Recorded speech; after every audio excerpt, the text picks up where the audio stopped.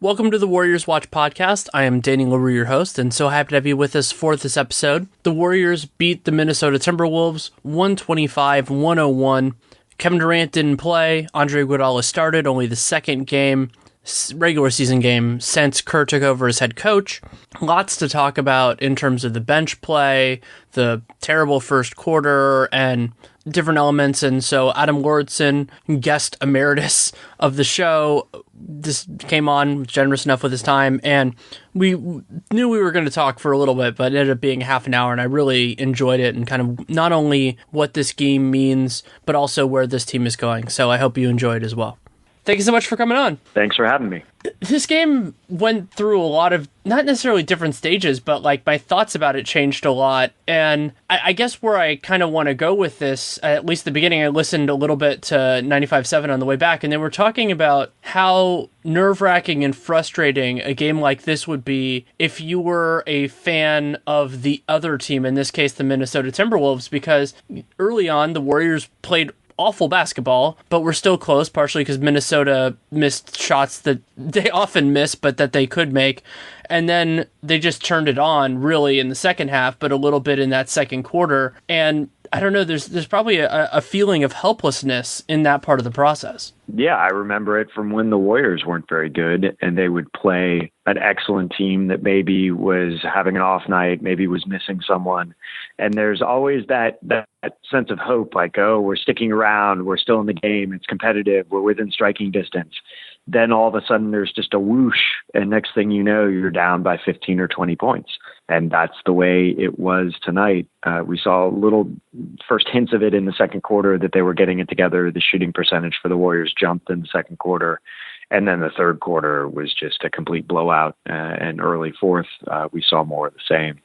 So it's one of those nights where a team's going to have enough to stick around for a little bit, but ultimately the Warriors' depth and their ability just to pick at the weaknesses of teams, I think, really prevailed. It was also a great showcase due to Kevin Durant missing the entire game for a lot of the bench players, and Iguodala certainly played well in the starting lineup. One of the most surprising elements of this game to me, beyond Nick Young having a really nice assist, which we'll talk about later, was Iguodala. I assumed he was playing to starting the game so he could defend Jimmy Butler, but by and large, their primary matchup was putting Klay on Butler and having Andre on Wiggins. I'm not totally sure that worked out, but I did find it just interesting from a tactical perspective to go to kind of make both of those decisions together. Yeah, I had the exact same impression coming in. I thought that Kerr was worried about Butler, wanted to really take him out of the offense, not allow him to get comfortable, and was going to put Andre on him. Klay on Wiggins seemed like a natural matchup.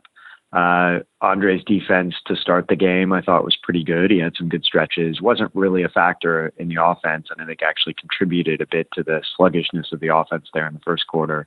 But yeah, tactically, you could make a case for Iguodala starting this game. You could have put Caspi in that position. You could have put McCaw in that position. You would have matched them up against different guys, but it just shows the depth of the Warriors and their versatility that Kevin Durant goes out and you have three legitimate pieces that you could fill the gap with. And all three of those guys ended up having pretty nice games. Right. And they all succeeded in different ways. So Iguodala, I thought, was more comfortable at certain moments. It was only narrow. He only took 5 shots, but he was more comfortable initiating offense for himself. Like there were a couple plays in transition where he called his own number. He didn't pass it to Pachulia, which was a great decision. And it's good to see that from him because on the second unit, that's not really his job. His job is to facilitate, and when he plays with Steph, you let Steph do the shooting, and that's fine. And so I thought that was a good little moment for him to have that. And then Klay, I thought, was more assertive, partially because the opportunities were just presenting themselves. And that is important with Klay, is that he's not forcing it. And, you know, he ended up with a good line in this game. Some of that was in garbage time. He was 28 points, 11 of 20 from the field. And it's amazing how efficient he can be despite not getting to the free throw line, which you would think of as a normal part of that. And then his defense, I thought, was solid. I thought he did a nice job on Butler. And the most surprising defensive part of this game for me was that I thought Steph did a nice job on Jimmy Butler when he got switched onto him, which it seemed like Thibodeau wanted to do, but just didn't work as well as he hoped. Yeah, a couple things to call out from that. Steph's defense, he was physical. He was an aggressive defender, but managed to do it without getting into foul trouble, which is exactly the sweet spot where they want him, where he's up in guys' dribble, sort of breaking up plays, but also not getting dumb fouls to take him off the court. But I wanted to talk a little bit more about Klay's game, because I think that this was really kind of a quietly tremendous game for Klay and really shows his growth as a player. For him to step into the role of the primary scorer with Kevin Durant out, and to do it in a way where he's not forcing shots, he's not kind of gumming up the offense, trying to reach for things that aren't natural to him. He just finds a way to be more assertive within his natural game, maybe to work a little bit harder to get open, to put himself in the right position. I was just really impressed from start to finish the way he asserted himself in this game. And you're right, his defense was great as well. But offensively, I felt that this was a really nice showcase for how he can step up and be a primary player when he needs to be. And it was a reminder, again, that he has stepped up in the past. Like, people talk about, oh, what would Klay be on another team? And it's true that in a 82-game season, I think it would be different for him than it was tonight and than it was when Steph was out back in the 2015-16 playoffs, when Klay was, I think he was the MVP of the playoffs through the first two rounds that year. And he has that in him. And part of what makes him special in those moments is that he combines talented scoring without sacrificing his defense. And that is exceedingly uncommon. As much as we love to praise LeBron at this point in his career, he is a phenomenal player. He's a better player than Klay is. But he hasn't done that double very much other than the finals the last couple of years. The real guy who really accomplishes that, and he's a freak of all things, is Kawhi Leonard. And when you're comparing in some ways like Klay's best to that sort of thing, it does give you an appreciation for a guy who is, he's the third or fourth best player on one of the best teams, if not the best team of all time. Yeah, I remember a time not too long ago when people were having big debates about, how could you possibly put Klay in the same class as Jimmy Butler? And you look at them tonight, and it's a lot of people asking, how do you put Jimmy Butler in the same class as Klay at this point? Some of that's system, some of it's the individual performance on any given night. Butler's obviously a great player. But you're right, Klay's two-way ability is special. It's unique. The third quarter, you look at the statistics, it really shows how big of an impact that can be. Warriors shot 73% from the field, which is insane, scored 44 points. The Wolves shot 39%. That gap, the ability to be so efficient on one end and really gum up another team's system at the other end, is what makes the Warriors special. And they did that against not surefire, but pretty close to that playoff team who was at least close to full strength. I mean, it didn't look like anybody was particularly off, and they were missing Kevin Durant, missing a guy who has been an MVP candidate in the recent past, and I don't know, I don't think he's been really in that conversation right now for this year. Of course, there's still plenty of time to change that, and it's just remarkable when you think about it. Now, you said 73% from the field, 56% from three, and also they got to the line 10 times in that quarter, which was important, and so they were able to kind of get a lot of the different elements of the offense together, and they didn't turn the ball over. They only had 3 turnovers in that, which only yielded 2 points, and that's the other crazy dynamic. And I have my misgivings with how fast break points are tabulated in the NBA, but the way it was done in that quarter, 19-0, and the Warriors were getting just appallingly easy looks a lot of the time, and Minnesota absolutely was not. Yeah, we'll fret the mistakes of these games, and we'll talk about, they're slumping now, they're hot now. But when you pull back and take the 40,000-foot view of this team, they're only playing up to a fraction of their potential, and they're stomping very good basketball teams right now. So the idea that this team is going to coalesce, they're going to cut down on the mistakes, they're going to settle into more structured rotations where they're more comfortable with one another, the rest of the league should just be terrified at this point. It's games like this that really show, even when they're not playing their best game, how frighteningly talented the Warriors can be. I use Ben Falk's cleaning the glass a lot now because he does some really cool things in terms of context, taking out garbage time and heaves from his statistics. And so that, in the Warriors' case, actually matters a lot because they play so much garbage time. So here's where they are. I would say, other than maybe the last 5 games, the first 6 of the year, the Warriors didn't play nearly up to their standard. Would you have any opposition to that before I get into the stats? Nope, none whatsoever. first in offense, not surprisingly, despite still being in the bottom 10 in turnovers and being in the bottom half for offensive rebounds and not great in free throw rate. They're just shooting at ridiculous efficiency. They're now 10th in defense. They're 10th in defense. Fourth in opponent effective field goal percentage, which is great, forcing a fair amount of turnovers. And so you're sitting there going, okay, about half of their sample is clearly below their standard, and the other half is probably at it, but not exceeding. It's not like they've been, other than a couple of short stretches, like the third quarter against Denver, the third quarter here, where they've been ridiculous. And it's just that combination, even being first and 10th, is more than enough for them. Yeah, you look at the new pieces that they've added. So where are you going to get additional value for this team? You're going to get it by having more familiarity and sort of slight bump in the skill of your established players, and you're going to get it by incorporating new skill. This was the first game, I thought, where Nick Young looked like he had at all a clue how to play in the Warriors system. He still looks out of shape and a little slow to me, but he looked like he was starting to understand how to fit his skills into the rest of the Warriors system tonight, which was positive development. This was Caspi's best game, I thought, as a Warrior. We'd seen hints of this, but Kerr really deployed him at the right time, and I think got a great boost from him, given the opportunities that they were able to give him. JaVale played some excellent minutes tonight. His third quarter stretch, he played just over 5 minutes. He was plus 13 in that stretch. That's the type of efficiency that they've always wanted from him. They've gotten from him in his best moments. So you're just starting to sort of tap into some of these players, and we haven't even talked about McCaw or Bell. Sean Livingston had a great night. He's more dependable. They know what they're going to get, but he did wonderful things at both ends. They're only starting to put all these pieces together, and they're going to spend the next couple months figuring it all out. Kerr's going to experiment.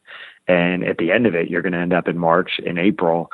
And I think it's really just going to be a fascinating test to see how much further they can push all of this talent, how much more dominant this team can be.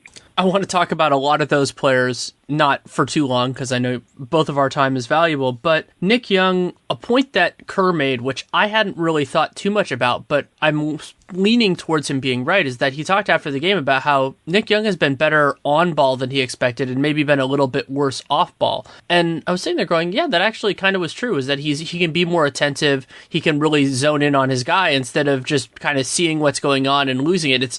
There are a lot of defenders who are spacey who are actually better on ball. I've said this about James Harden before. Harden allows more blow-bys, but that same idea that it's easier to lock in on the guy who has the ball. And Nick Young did a nice job there. And I mean, he was credited with 4 steals in the first 3 quarters, which is unbelievable. And he had the best recognition offensive play that I've seen from him for a while. So I think he was driving on Towns and kind of took a kind of a step back dribble, and it would have been a bad shot. It would have been kind of like a fadeaway over a 7-footer, or at least a guy who was close to it. Might have been Taj.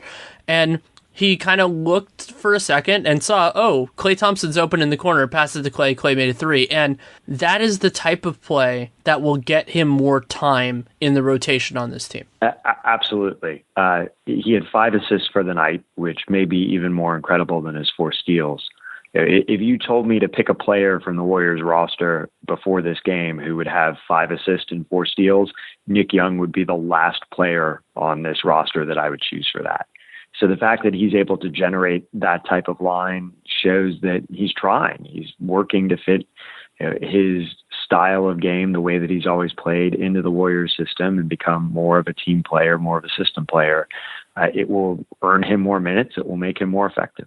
To me, other than Young, the standout for this game was Caspi. Caspi is such a ridiculous fit with this team. I've beaten this drum for a while now. I don't need to do it too much more, but I also, somebody was asking me because I was saying, Caspi deserves a spot in the rotation, which I do firmly believe. And somebody's like, well, who is that at the expense of? And I think my answer, at least for right now, is just reducing the minutes for a few other guys and giving him a shot, because Kerr talked after the game about how he's been able to just put Caspi in wherever he needs to. And I think that should still be a part of it. What they should do is they should just use him more in that idea of when you need something, and the second unit is one opportunity for him, maybe actually with less Andre if they're going to have Draymond on the floor. That's one way of doing it.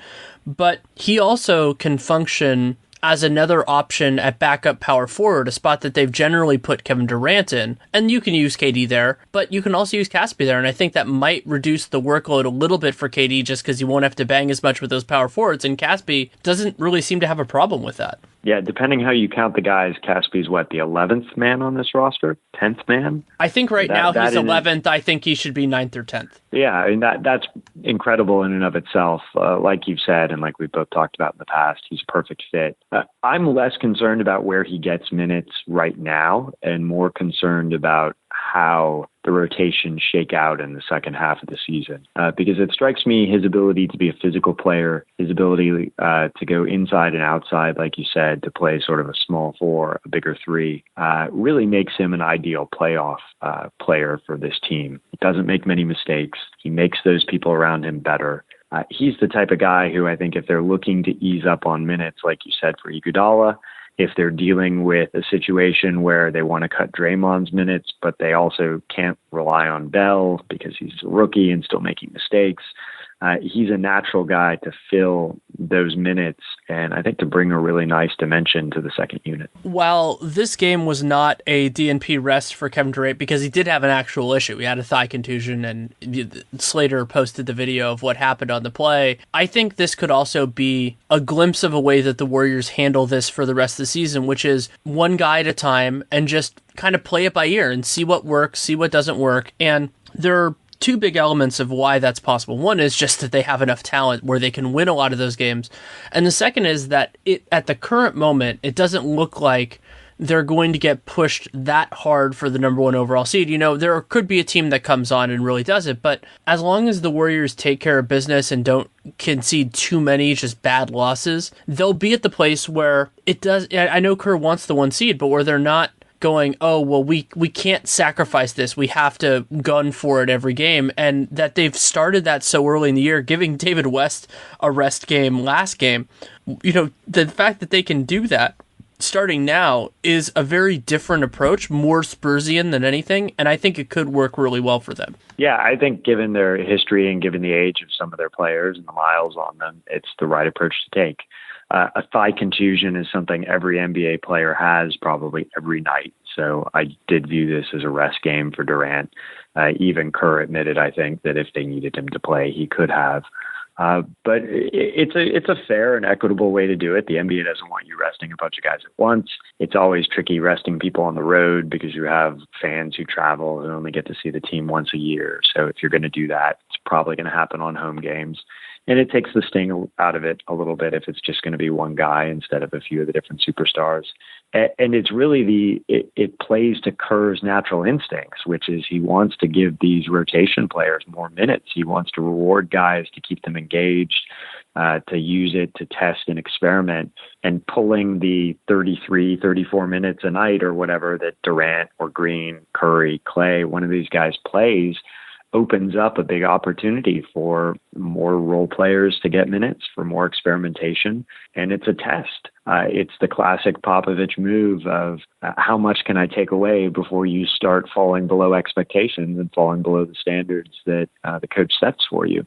The Warriors had an ugly first quarter, but then snapped back. They seemed to realize, okay, Durant's not out there. We need to play slightly differently. They adjusted and they lived up to their standards. I've had some trouble figuring out not where the center rotation is. I think that's becoming more and more clear for beyond why Kevon Looney seems like he's ahead of Jordan Bell, which seems absolutely insane to me. But my question at this point is, where does this go? Because I think Kerr's happy with where all these guys are, but then you remember in the playoffs, Draymond's actually going to play center. They don't have to go to that at all in the regular season other than the break glass in case of emergency, whatever an emergency is this year.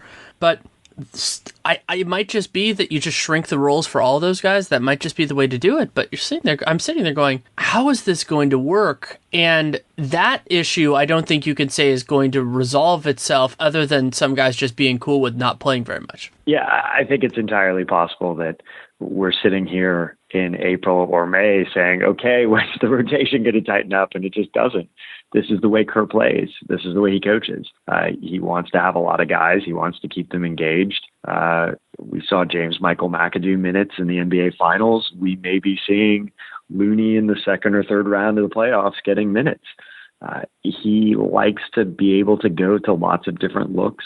He wants to keep his options open. I don't think this is a model where all of a sudden an 8 or 9 man rotation is going to emerge, and every single night we know which 4 guys are coming off the bench and how many minutes they're going to get. That's just not his coaching style. It's not the best way to utilize the skill that's piled up on this roster in the spots after the 8th and 9th spot. There's just more depth here and a coach who likes to use it. And that creates a virtuous circle. That's usually the positive side of a vicious circle where things feed on each other because players want to play on this team, partially because they're really good, but because they're going to have an opportunity. This isn't going to be a player marginalized entirely. And I was thinking about that even before Caspi got a podium game and talked about basically how happy he is, even though he's not playing a lot, because it's a team that he meshes really well with and that knows how to use him and that he feels like his skills are appreciated. And so then I'm sitting there going, if he comes back, whether it's for part of the mid-level or just for the minimum again, like think about what this team could be next year and moving forward, assuming they keep these guys together, because all that this is doing is just kind of spreading the gospel to a point of just, hey, if you want to have this experience, it's something very specific and it's certainly not for everybody, then you can have that. And if the players keep coming back, they're not going to have that many spots for other people, but they will be able to use them pretty wisely. Yeah, they can be selective. They can find exactly the type of guys that they need. And I think you're right. The reason why the Warriors have such a deep roster right now is because of the reputation they've developed. It's a place where certain types of players know that they'll be appreciated. They'll be able to fill their role. They'll be able to have a good time, be treated with respect, play with other smart players who are like-minded. And you talk about Caspi coming back. I mean, we're getting ahead of ourselves a little bit, but I think it's worth talking about how we probably haven't seen anything close to Caspi's best performance and what he can fully contribute. He's only taken 3 3-pointers all season. He made all 3 of them, so he's perfect from behind the arc. But that was a big part of his game previously that the Warriors would seem like a natural fit for, that he really hasn't opened up yet. So I think we're going to see Caspi continue to be a playmaker, continue to be a pretty versatile defender.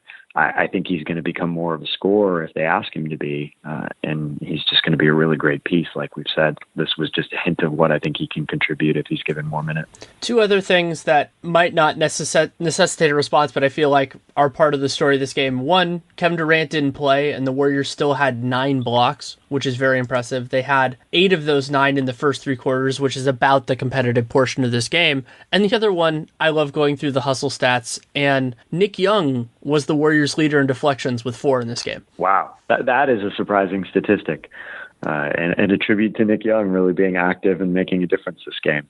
The shot blocking, I've tried to figure out, is there something about the Warriors' defense and the way they play that leads to more blocked shots? And the closest I can come to it, and I haven't tested this theory, I'd be curious if you have ideas, is because they are so mobile and good at rotating, they're able to just sucker offensive players into a lot of situations where they think they have a lane, but little do they know they're guys like Draymond, they're guys like Caspi, they're guys like McGee who are their weak side or are able to rotate back into a position, and all of a sudden, boom, the shot's gone. So their speed and quickness and their intelligence in terms of defensive spacing actually ends up in creating more blocks for them, as opposed to the typical thing you think of, like just having a large front line that can put their arms up and create a barrier for the basket. I think that's one element. I think a second one is that they have guys that are good at reacting. Like a lot of Klay's blocks are just him basically kind of seeing what's going on and doing it. And then the third one, which is underappreciated, is that the Warriors force a lot of teams into late shot clock situations because they actually play defense. And those open themselves up for blocks because you're forcing a shot. And when you're forcing a shot, it's either going to be bad in a couple of different ways. Either it's going to be off rhythm, it's going to be off balance, and those generally lend themselves block because you can, if you know a shot's going up, it's a lot easier to close out aggressively because there's nothing else the guy can do. Yeah, that's a really good point, and that really rings true. There are a number of blocks every night, I feel like, where someone realizes they have half a second to get a shot up and they're flat-footed and they try to throw something up, and the defender, whoever it is, has an easy opportunity just to swat it away. it's an interesting exercise in trying to unpack a box score and figure out, okay, why are these stats the way that they are? We know the Warriors are a good defensive team, but there's so many things that contribute to the way that reflects itself statistically. Did you crack up like I did when Jamal Crawford hit a shot? I think that was at the end of the third quarter, because I remember even back when he was a Warrior, he used to do that all the time. Oh, yeah. I'm surprised he didn't get a 4-point play tonight. I expect that every time we see Jamal as well. Anything else you feel like we need to discuss? We covered a lot of ground on this. No, it was an interesting game. I think that the storyline of this season is not as easy to discern as the previous ones. You have a number of returning players. There's not a huge new addition like Durant last year. They're obviously defending champions. They want to repeat, but that in and of itself isn't a particularly unique storyline. I think that as we're beginning to see, one of the fascinating questions posed by this season is going to be, how do the Warriors utilize all this depth? You have a bench that is full of legitimate NBA players who on another team could easily log 25 minutes a night, night in, night out, and be contributors. Steve Kerr is an innovative coach, a crafty coach. He's been given so many toys. How does he deploy them? And how does the team end up after he's had the opportunity to learn what they can do? I think that's going to be interesting to watch unfold as the season progresses. And tonight, I feel like, was an example of the progress that he's already made. I'll probably write on this at some point soon, maybe next week, but I think the through line for this season is that the Warriors' competition is themselves, that they just are now existing in a place that is separate from the rest of the league, that they're going to do their own thing. They're going to look at their rotations. They don't care who's on the schedule. They're going to just do what they want to do. And other than, the players will get up for certain games and they'll get down for it. But I don't think they're looking at history. I don't think they're looking at their own stats. I don't think they're looking at the end game, at least not yet. They just don't have to. And that is exceedingly rare. And in some teams, that would be a negative. Like, you think about the praise that Michael Jordan wanted his team to just kill the opponent every single game. And that can be beneficial. I mean, Kerr played with him, so he could speak to that if I ever asked him about it. But I think it's the manifestation and the articulation of the mentality of this team, where they're just like, yeah, we're gonna try a bunch of different stuff. We're going to see what works. We're going to just approach this season for the long game, and whatever happens, happens. And it's a luxury. It's a ludicrous luxury, but I think that might be what this season is about. Yeah, with Kerr, you have the perfect coach, personality-wise, I think, to deal with that. You have someone who played under the Jordan authoritarian regime of an elite championship team, the go out and kill everyone approach. You had him long time with Popovich, with those great teams that were elite and had a very regimented focus system, but also had a quirk in terms of Popovich and the way that he empowered guys and challenged everybody up and down the roster to contribute. And I feel like that there's calling it a blend isn't the right word, but he's built on all of that experience, and he's understood different personalities require different buttons to be pushed. And so he's finding the right way to challenge this team to get them to focus without burning them out, without making it a chore. He still wants them to have fun and to have joy in the game. And he has the right track record and experience, I think, to take this incredible collection of talent to some really amazing places. Yeah, we'll have to see where it goes, but I'm excited in a different way for this season than the rest of them. But thank you so much for taking the time. Yeah, always happy to be on. Thanks for having me. Thanks again to Adam Lauridsen for taking the time to come on. You can read him on Twitter at GSW Fast Break. He is no longer writing, but he is on Twitter, and he is on this podcast fairly frequently. So you can check him out there. He does great work, and I'm so happy to keep having him on the podcast, even though he's not writing anymore, because I think his insight and his perspective is very valuable. So hope you enjoyed that. There were, of course, many things that we could have talked about more that we didn't talk about a ton. Curry almost having a 3-quarter triple-double despite struggling to start the game. But I liked where we put the focus on Klay, on the backups, on backups is kind of the bench was probably a more polite way of putting it. And now we have a few days off. Thankfully that I don't have to do podcasts every day. That would have been a greater challenge, even though there are a lot of things to talk about with this team. But I might do something. I have an idea. If I have the time, I'm going to write a piece on this for The Athletic, and then if I do, I'll probably do a podcast related to it. It might be this week, it might be next week, in terms of thinking about the issues that this team has, few as they are, and which ones are relevant and which ones are not. So I'm thinking about writing that piece. If it might be this week, it might be next week, depending on my own time, depending on the editorial schedule and everything like that. So you can keep an eye out for that. The best way to support this show is to leave a rating, leave a review in the podcast player of your choosing. You can also subscribe, download every episode. Those are wonderful with a show as sporadic as this. And you can spread the word however you see fit. Internet, word of mouth, whatever works, because, there's a lot of great content on the Warriors, and I hope that this fits into it for some or many or all of you, and that you can share that with other people who you think would enjoy it. If you have any feedback on the show, good, bad, or indifferent, Danny Leroux, NBA @gmail.com, @Danny Leroux on Twitter. Email is way better because it stays there, and I will always read it. I might not always respond because I'm busy, and sometimes they do that, but I will take it to heart, and that's what's important to me. And if you want to support me personally, the other things you can do is you can check out the Twitter NBA show, which Nate Duncan and I are going to do on Thursday night for Cavs, Rockets, and Thunder Nuggets, which is a pretty awesome slate. And then our Patreon, patreon.com/Duncan Leroux. We just released a subscriber-only mailbag, a little over an hour of answering people's questions. It was great. And then, of course, my Warriors work at The Athletic, and my book, 100 Things Warriors Fans Should Know and Do Before They Die. And then my other work is all over. Real GM has a lot of it. Sporting News has a lot of it. I just wrote on the Eric Bledsoe trade. Might even write another piece on the Eric Bledsoe trade. One's at Sporting News. If I do another one, it'll probably be for Real GM. But that will be over the weekend when I actually have some free time. So thank you so much for listening. Take care and make it a great day.